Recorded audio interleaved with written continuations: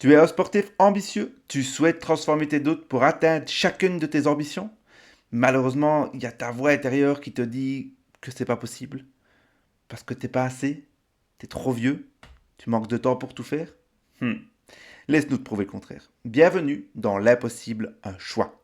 Le podcast des sportifs ambitieux qui refusent de laisser leur mental décider à leur place. Chaque épisode, c'est une claque de lucidité et des outils concrets pour reprendre le contrôle et créer une solidité intérieure qui te permettra de trouver de la sérénité dans tes futures ambitions. Vous connaissez cette petite voix, celle qui vous dit, après un petit écart, allez c'est bon, laisse tomber, de toute façon, foutu pour foutu. Cette mentalité qui t'a déjà saboté un nombre incalculable de fois toutes tes bonnes résolutions. Pour beaucoup d'entre nous, cette petite voix est la bande son d'un combat qui dure toute une vie. Celui du poids, des régimes à répétition et de la déception qui s'ensuit. L'invité d'aujourd'hui, Delphine. Elle a vécu cet impossible pendant des années. À 43 ans, cette éleveuse de brebis, un métier physique qui ne laisse aucun répit, pensait avoir tout essayé. Mais son histoire va vous surprendre, car son déclic, le vrai, celui qui a tout changé, n'est pas venu d'elle, il est venu d'une rencontre. Delphine va nous partager aujourd'hui les clés de sa renaissance, une perte de 20 kilos, vécue sans lutte. Elle va nous livrer son arme secrète pour contrer le foutu pour foutu. Une analogie simple, mais ô combien redoutable. Et nous expliquer comment l'organisation peut devenir notre meilleur allié pour un changement durable. Préparez-vous à une bonne dose d'authenticité et de conseils ultra concrets. Bonjour Delphine, ravi de te retrouver sur ce podcast L'Impossible, un choix. Comment vas-tu? Très bien, et toi?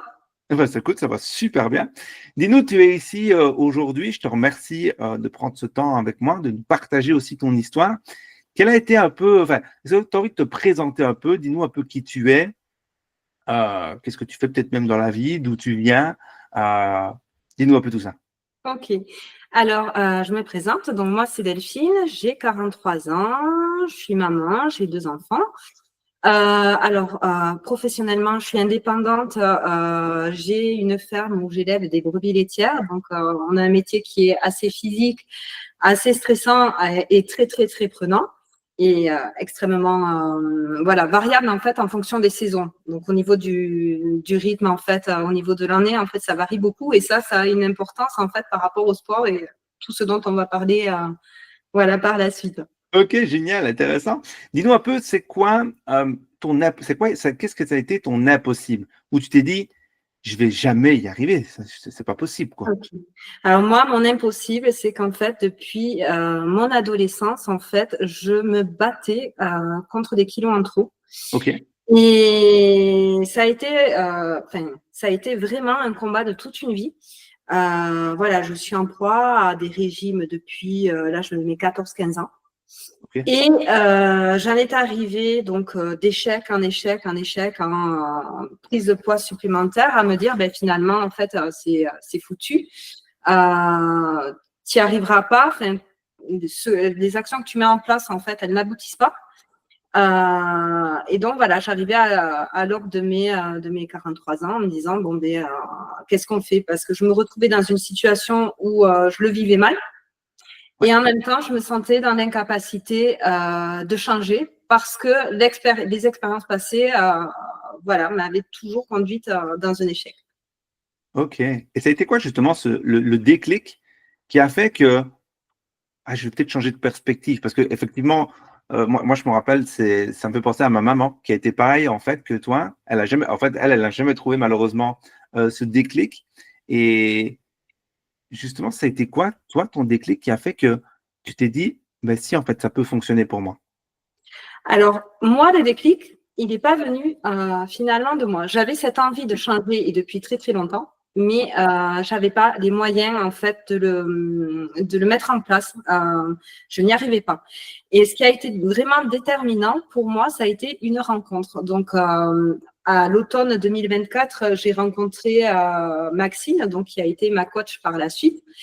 Et et j'ai eu l'opportunité de faire un coaching avec elle. Et quand j'ai démarré ce coaching, en fait, même moi, j'en étais vraiment pas persuadée. Ok. C'était possible. Mais par contre, elle croyait en moi. Et je me suis dit, bon, ok, je me suis dit, joue le tout pour le tout, vas-y à fond, fais confiance. Et voilà, et j'ai foncé, vraiment, j'y suis allée voilà, à 100%.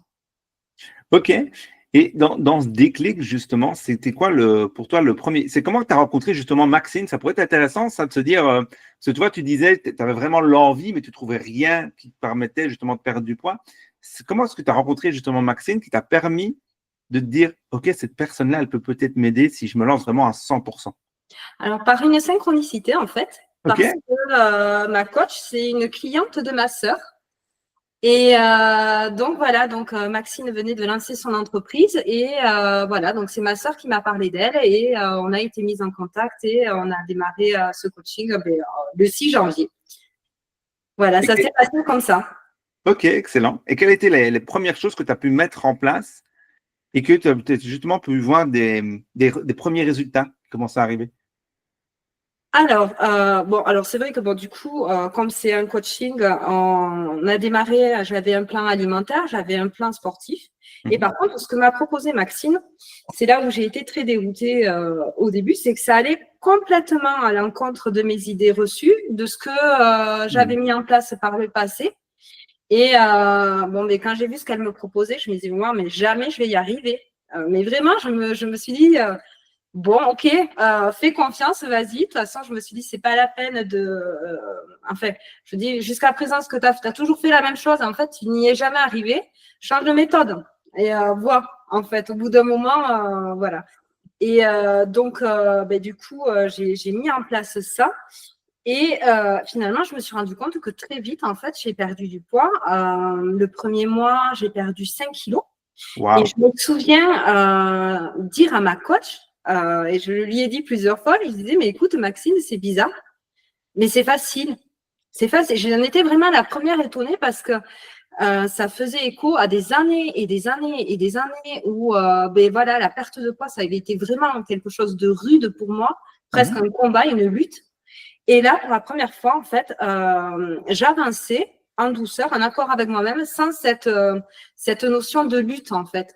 J'allais vers du positif. Et c'est pas quelque chose qui m'a, voilà, qui a été éprouvant. OK. Alors de ce que tu parlais des débuts, ça a été, tu t'es dit, quand tu as vu la première fois le programme qu'elle t'avait concocté, de te dire, waouh, ça va être juste impossible. Oui. Alors, notamment au niveau alimentaire, parce que j'en étais au stade où bon, j'avais fait énormément de yo-yo. Et en fait, j'en étais arrivée au stade où bon, je mangeais peu, mais pas correctement. Et je m'étais dit, mais la seule solution, en fait, pas pour perdre du poids, mais pour ne plus en prendre, c'est par exemple, de ne pas manger le soir. Donc, je ne mangeais pas le soir. Et donc, Maxine avait fait une analyse nutritionnelle. Elle m'avait dit, non, mais on va réintroduire le repas le soir. Et non seulement, il faut manger le soir, mais en plus, tu vas manger des féculents. Et sur le moment, je me suis dit, non, mais Elle débloque cette coach. j'ai dit OK. OK. Et puis en fait, finalement, elle avait raison, quoi. Mais c'est vrai que ça allait. Il a fallu en fait faire cet effort-là de se dire bon, tu crois savoir, mais finalement, de toute manière, ce que tu as fait jusqu'à présent, ça fonctionne pas. Donc essaye autre chose. En fait, ça a été vraiment ça. Et j'ai essayé de faire taire mes croyances limitantes, mon mental. Et je me suis dit, en face de toi, un professionnel dans ce métier. Et voilà, fais-lui confiance et donne-toi les moyens. Et puis après, on évalue, on avise. OK, donc c'est super impressionnant. Ah, donc, parce qu'il y a plusieurs questions qui me sont apparues pendant que tu parlais, de se dire, ben, c'est génial de se dire, OK, je fais confiance à une coach, mais comment tu peux faire? Parce que finalement, c'est toutes des habitudes qui changent et c'est pas que des habitudes que pour toi. Comme tu parlais, je sais pas si tu es marié, je sais plus si tu nous l'as dit, mais tu as au moins un enfant. Oui. Et donc, du coup, c'est des habitudes aussi familiales qui changent. Et du coup, comment est-ce que tu as pu introduire ça? Est-ce qu'eux, ils continuent à manger le soir? Ou est-ce que tu leur as dit, bah, écoutez, on va recommencer à manger le soir? Ou je vais revenir à table avec vous le soir? Comment ça s'est passé? Parce que ça a dû être un gros chamboulement aussi pour la famille, quoi. Ouais, oui, non, parce que alors j'ai eu de la chance parce que j'ai vraiment un entourage qui a été hyper soutenant. Génial. Au début, même au niveau des séances de sport, je me souviens, j'avais mes enfants qui m'encourageaient. Allez, vas-y, maman, vas-y. Enfin, Là où ça a été un petit peu plus compliqué, c'est qu'il a fallu que je m'affirme parce que je travaille en couple avec mon conjoint. Donc, il a fallu voilà, caler, par exemple, le programme sportif en disant, bon, ben là, c'est pour moi et puis c'est non négociable. Parce que c'est vrai que, bon, mais suivant des fois les métiers qu'on a et puis surtout nous, où on travaille avec du vivant, on a des impondérables tous les jours. Tous les jours. Alors, bon, sauf extrême urgence, mais il a fallu voilà, poser les choses et poser un cadre en disant maintenant, là, c'est pour moi et j'en ai besoin. Et voilà, bon, ça a mis quelques semaines d'adaptation, mais on a trouvé un équilibre. Il a fallu, voilà, quand même que je m'affirme et que j'impose ça. Est-ce que tu penses que justement ce côté communication, tu vois, tu parlais que tu as dû t'apposer, tu parlais aussi que tes enfants t'ont encouragé, le fait de communiquer envers tes proches de ce que tu traversais, de ce que tu allais mettre en place, de ce que tu vivais avec Maxine, avec ta coach du coup, Oui. est-ce que tu penses que ça, c'est important, ça a joué vraiment un rôle essentiel, crucial dans ce premier mois où tu as perdu 5 kilos et c'est génial, quoi. Oui, alors, enfin, la communication, oui et non. Alors, avec le cercle proche, dans le quotidien, c'est essentiel. Ok. Après, moi, sur le premier mois, par exemple, les 3 premières semaines, je sais que j'ai volontairement évité les repas de famille, les repas entre amis, parce que je me sentais trop fragile par rapport à mon rapport à l'alimentation pour pouvoir gérer. Et puis aussi, un petit peu, bon, on se teste et être assurée dans ma démarche par rapport aux autres, parce qu'on me dit, bon, mais qu'est-ce qui t'arrive? Tu ne bois pas d'alcool ou voilà. Ce genre de choses, je sais que volontairement, je me suis quand même laissé du temps pour pouvoir après, voilà, être plus sûre de moi aussi, mais dans un cercle social un peu plus élargi. Ok. Mais par contre, communiquer sur ses objectifs, voilà, avec des personnes qui partagent son quotidien, le quotidien, c'est hyper important, quoi. Ok, merci. Et est-ce que tu as eu, alors je pense que dans ton entourage proche, tu n'as peut-être pas eu, mais justement, peut-être un entourage un peu plus éloigné, est-ce que tu as eu un moment où tu as eu le pire conseil qu'on t'a donné, du genre, après 2 semaines, où il n'y a peut-être pas vraiment de résultat et la personne nous dit, mais Delphine, laisse tomber cette coach, ça ne vaut pas la peine. Est-ce que tu as eu ce genre de conseil pendant justement que tu étais en train de traverser, moi ce que j'aime bien dire, c'est traverser la rivière un peu du changement, de dire qu'il y a un moment où il faut qu'on fasse le pas de plus pour justement aller au-delà de cette rivière? Ouais, alors globalement, j'ai eu quand même des gens assez bienveillants. Alors après, il y a eu parfois, et c'est ça on le rencontre souvent quand on est dans des démarches de perte du poids, il y a des fois on peut être confronté, enfin notre démarche peut, comment dire, faire écho en fait avec des problématiques que d'autres personnes peuvent rencontrer. C'est-à-dire que ça renvoie, enfin, perdre du poids, changer, ça peut renvoyer à d'autres personnes, en fait, en miroir, à leurs propres problématiques. Et c'est là où souvent, des fois, on a des projections où on se dit, bon, mais ça lui appartient, ça ne m'appartient pas à moi. Voilà, où on voit que des fois, le changement peut déranger. Mais en fait, voilà, parce que ça renvoie la personne face à ses propres problèmes à elle. Oui, bien sûr, bien sûr, bien sûr. Voilà. Donc, il y a eu des fois voilà. Oui, alors attention, voilà, il faut pas maigrir parce qu'on reprend tout. Alors ça, c'est vraiment le truc hyper décourageant. Donc là, j'ai essayé un petit peu d'expliquer, ben non, enfin, le poids, c'est une chose, mais en fait, c'est une hygiène de vie que je suis en train de bâtir et de construire pour la garder de façon pérenne. Et ouais, dans un autre registre, ça a été bon, allez, foutu pour foutu. C'est bon, mais voilà, je sais pas, ou sur des apéros ou tout ça. Voilà, c'est bon, allez, c'est bon, demain, enfin, ça sera enfin, ouais, un peu plus le côté petit diable sur l'épaule qui me dit, allez, vas-y, quoi, lève le coude et puis voilà, quoi, tu feras attention demain. Comment tu Voilà. faisais pour justement parler avec ce petit diable? Alors, mais des fois, je l'ai accompagné. Ok, Des excellent. fois, non, mais enfin, il faut vivre aussi. Je veux Bien dire, sûr. je n'ai pas envie non plus de passer sa vie dans la frustration. Mais alors, par contre, j'essaye justement d'être très carré sur le côté foutu pour foutu parce que ça, c'est des conseils que j'ai des amis qui ont pu me donner. mais que j'ai pu aussi me donner à moi-même quand je faisais un écart par le passé. Et je me suis dit, non, là, on arrête avec ça. En fait, je me suis mis une image dans la tête. Je me suis dit, mais en fait, ce truc de t'as fait un écart, donc en fait, tout est à plat, c'est n'importe quoi. C'est comme si tu as une voiture, tu as un pneu dégonflé, et foutu pour foutu, tu vas aller crever les 3 autres pneus, plutôt que de le réparer, de le changer. C'est, en fait, avec du recul, on se dit, mais c'est n'importe quoi. Voilà. J'adore, ça me parle de fou, parce que moi, même si je suis sportif, on fait tous, on peut avoir tous aussi des écarts que l'on fait, et moi, souvent, je me dis ça, foutu pour foutu, c'est bon, on fait un truc de plus. Et c'est vrai que ton analogie avec la voiture et la roue crevée, j'adore, ça parle super bien. Donc, je te remercie pour ce précieux conseil que moi, je vais adopter la prochaine fois que je ferai un petit écart et que je me dis, oh, foutu pour foutu, et puis hop, Delphine dira dans ma petite tête. Et quels ont été les impacts? Alors d'abord sur toi, et puis on parlera des autres impacts.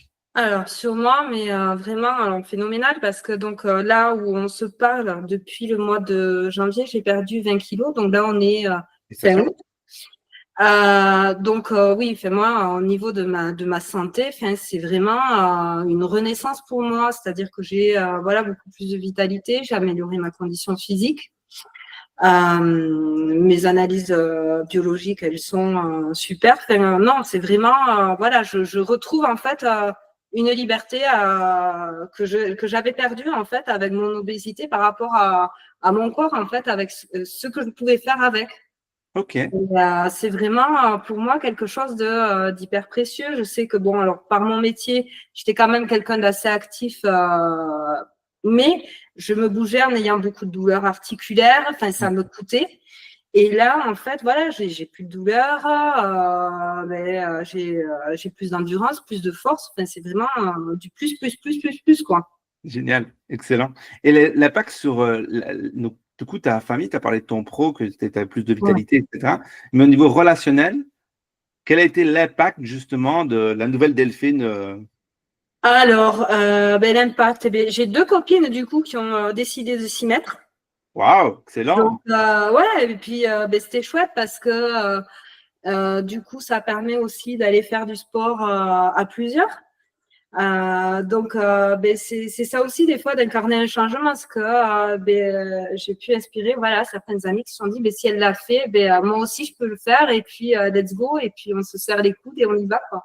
Excellent, génial. Du coup, tu vas monter une communauté pour Maxine avec toutes les femmes qui seront dans son programme pour justement les motiver. Peut-être, mais bon, en tout cas, voilà, moi je sais ce que ça m'a apporté. Mhm. Donc forcément, en fait, voilà, moi quand on me demande comment tu as fait ou tout ça, je peux être qu'enthousiaste parce que ça a Sûr. été vraiment une rencontre déterminante et un accompagnement qui m'a vraiment qui m'a offert une renaissance en fait.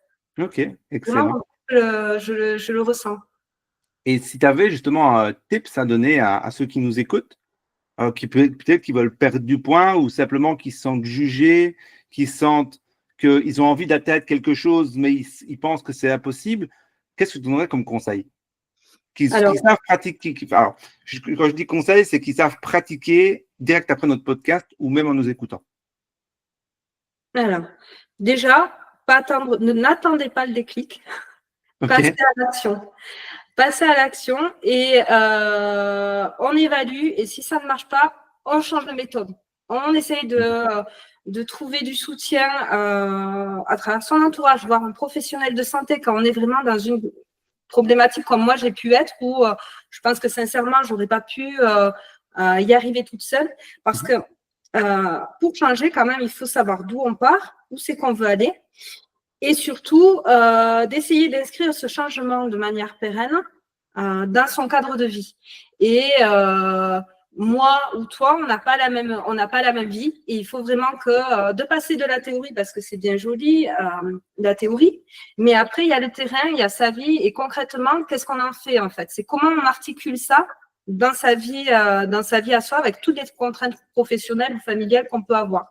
Ok. Et moi, c'est ce que j'ai fait, justement dans ma réflexion autour de ma pratique sportive, c'est de me dire, bon, moi je veux un changement, mais je veux un changement pérenne.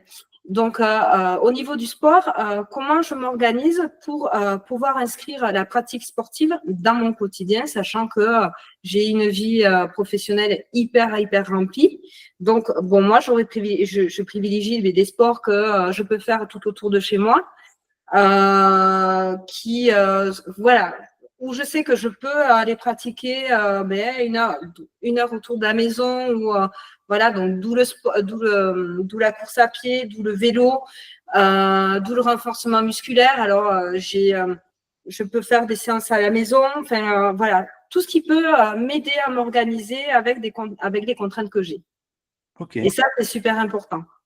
Ok, donc vraiment bien s'organiser, avoir vraiment un genre de plan d'action, mais s'organiser par rapport à Oui. notre situation, notre chemin de vie et surtout la personne qu'on veut devenir, quoi. C'est ça. Et après, anticipation, organisation, toujours avoir dans son frigo, dans ses placards, de quoi avoir des plats de secours qui soient sains, parce qu'il y a des fois, la vie, on va avoir un imprévu, pas le temps de cuisiner. Mais là, voilà, être en mesure de se dire, face à ces situations-là, j'ai mon petit encas, mon repas, où je sais qu'on va pouvoir manger sainement. Voilà, sans dévier. Parce que sinon, on repart très facilement dans ces travers. Voilà. Ok, top, merci pour ce super conseil. Avant de terminer, j'aime bien terminer un peu, parce que tu veux, par une phrase un peu mantra que tu as eu pendant justement tout ce cheminement et toujours ce cheminement que tu es pour le moment en train de vivre. Un mantra ou une phrase qui te tient à cœur, que tu te dis, ça, je me répète assez régulièrement, ou quelque chose qui pourrait inspirer. Dis-nous, qu'est-ce qui te vient en tête là comme ça? Il n'est jamais trop tard pour changer. Ok, excellent. Tu as envie d'expliquer un peu ou? Bien, moi, j'ai 43 ans, je me dis que j'ai à peu près voilà, traversé la moitié de ma vie, voire un peu moins, selon si on est optimiste ou pas. Mais je me dis, voilà, ce n'est pas parce qu'on rencontre une problématique pendant 10 ans, 20 ans, que ça va rester à l'état actuel toute sa vie comme ça. Il n'y a pas, il y a pas d'âge en fait pour changer, pour essayer d'aller vers du mieux. Alors, avec les contraintes de son âge aussi, moi, quand je fais de la course à pied, forcément, je vais beaucoup moins vite. J'ai que 3 mois ou 4 de pratique en course à pied, donc selon mes possibilités physiques. Mais il n'y a pas d'âge pour se remettre en mouvement Mhm. et changer. Ok, Il ne faut pas se dire, voilà, oh, je suis trop vieux, c'est plus pour moi. Non, non, non, on a des ressources en fait. Et autre chose aussi, et ça je voulais en parler aussi, vas-y. moi ce que j'ai remarqué, c'est que j'avais souvent mon mental a tendance à me desservir. C'est-à-dire que souvent j'ai tendance à me saboter avec des idées, enfin, des croyances limitantes en me disant mais c'est trop dur, mais j'y arriverai pas. Et souvent, je me dis, le plus simple, c'est de revenir au corps, en fait, savoir écouter son corps et essayer, dans ces moments-là, de faire taire le mental en se disant, bon, ben, je fais. Et puis, voilà, le cerveau analysera ensuite, mais là, pour l'instant, je fais et j'essaye de débrancher le cerveau. Et ça m'a énormément aidé parce que je le vois, par exemple, pour la course à pied. Donc moi je démarre, donc je n'ai pas un niveau qui me permette de courir hyper longtemps et avec une aisance de dingue, mais bon, petit à petit, ça va de mieux en mieux. Mais souvent, au début de séance de course, quand je commence à me dire, j'ai la petite voix qui me dit, ah là, ça va être un petit peu, ça va être dur, ça va être raide, et je dis, stop, j'y cours, cours. Mhm. Et Excellent. d'essayer voilà, de faire taire cette voix, parce que sinon on se sabote et en fait, en quelque part, on lance ce circuit-là de ah, c'est compliqué, ah, c'est dur, ah, je suis fatiguée. Ouais, ouais. Et Et quand souvent, juste quand on le rentre fait dedans. voilà, d'être dans ces sensations corporelles et pas dans ces perceptions mentales, moi, ça m'aide beaucoup. Ok, excellent. Merci pour ce dernier conseil super précieux. Merci aussi d'avoir partagé toute ton histoire sur ce podcast. Tu viens de prendre connaissance d'une histoire, acquérir un nouvel outil, te prouver que tout était possible. Alors je te remercie pour cette écoute. Mais la vraie question que je me pose, c'est est-ce que toi tu y crois aussi? Et qu'est-ce que tu vas choisir? Je te souhaite une très belle journée et je te dis à très bientôt. Ciao, ciao.